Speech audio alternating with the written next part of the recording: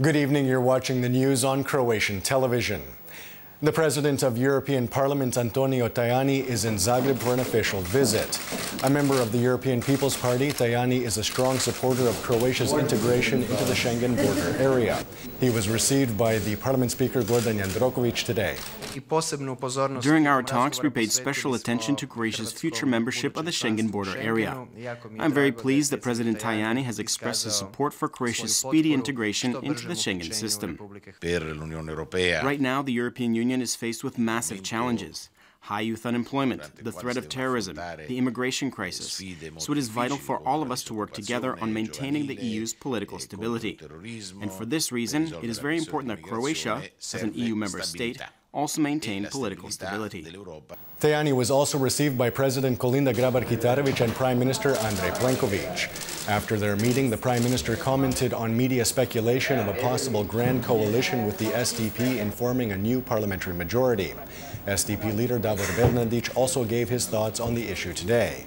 I've stated very clearly that talks with other parliamentary parties will not happen until after the local elections. We will hold talks with other political parties after Monday, when the election atmosphere has died down and things return to normal. I will repeat here again that I am not in favor of any grand coalition, but that does not mean that we can't have a culture of dialogue in Croatia, which is needed right now during these difficult economic times for the country. I have called for dialogue, and I'm always open to dialogue, because only dialogue can help Croatia move forward. In an interview published by a Bosnian daily today, Prime Minister Andrej Plenković said that it was unacceptable that the political representatives of the Croat people in Bosnia and Herzegovina are being elected by non-Croats. The PM said that Bosnia's election law must be changed, insisting that Croats, as one of the three constituent peoples of Bosnia and Herzegovina, must enjoy the same political rights as Serbs and Bosnian Muslims. He concluded that Bosnia and Herzegovina's stability is of strategic importance to Croatia. After government yesterday sent to lawmakers legislation that would increase maternity benefits, State Secretary Marin Strmota told Croatian radio today that the change will take effect in July. He also addressed critics who said the government had also promised a one-off baby bonus of €1,000 for every newborn child. We have repeatedly stated that this €1,000 has been reallocated and added to maternity benefits, which all sides agree, from experts to the public and new mothers. It's much better and more responsible than handing out a one-off baby bonus. Following reports from some media that as of 2019, primary education will be expanded to include a 9th grade, the chair of the Committee for the Implementation of the Education Strategy, Diana Vican, said that the committee had not even discussed the issue yet, adding that a decision on the introduction of an additional year of compulsory education would be made only after the proposal is given due consideration.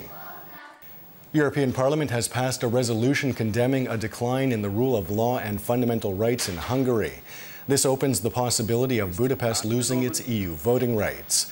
However, this is unlikely to happen as the resolution wasn't passed by a two-thirds majority, and Poland is likely to veto any future attempts to impose more serious sanctions. Hungarian Prime Minister Viktor Orban has rejected the contents of the resolution.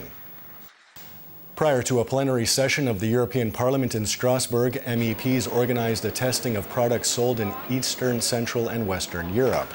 In response to media reports that the same products sold in Central and Eastern Europe were inferior in quality to those sold in the West, Slovenia, Hungary and Slovakia carried out a study which confirmed that there were minor differences.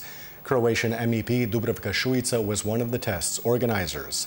Mostly differences were established in the quantity of meat and percentage of sugar and artificial sweeteners, and these are the primary differences, where they use more of this for the Eastern market because they feel that it fits our tastes better. The European Commission has finally adopted a delegated act by which Croatian winemakers from the Istrian Peninsula are allowed to use the name Teran, for which Slovenia has been awarded the EU's protected designation of origin. Istrian winemakers note that Croatian Teran is made from the indigenous Teran grape variety, which is found in Istra, not Slovenia, and that Slovenian Teran is made from a different grape variety known as Refošk. The Nephrology and Hemodialysis Division at Split's Clinical Hospital has received a new system for preparing demineralized water used in dialysis. This donation, valued at more than €200,000, will enable the hospital to provide better care for some 200 patients who require regular dialysis. Over the past 3 years, we have renewed all of our dialysis machines, so today it is like we have moved into a new dialysis unit at a new location. This is a new system that has been additionally upgraded, and which represents a very high quality of life for dialysis patients.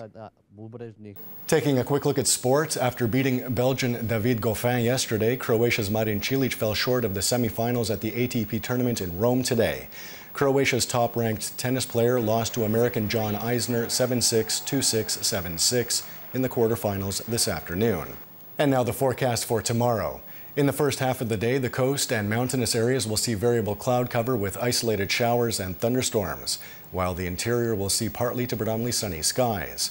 Moderate to heavy cloud cover with more rain and thunderstorms in the afternoon. There will be a northwesterly and northeasterly on the northern Adriatic. Southern Dalmatia will see a southeasterly. Morning lows of 8 to 14 degrees Celsius inland, 13 to 18 on the coast, will give way to highs of 20 to 25 degrees. The 3-day forecast for the interior calls for unstable weather and isolated showers on Sunday. Sunny and warmer on Monday and Tuesday. The coast will also see isolated showers on Sunday with more sun and warmer temperatures at the beginning of next week. And that wraps up the news. Be sure to join us again tomorrow night.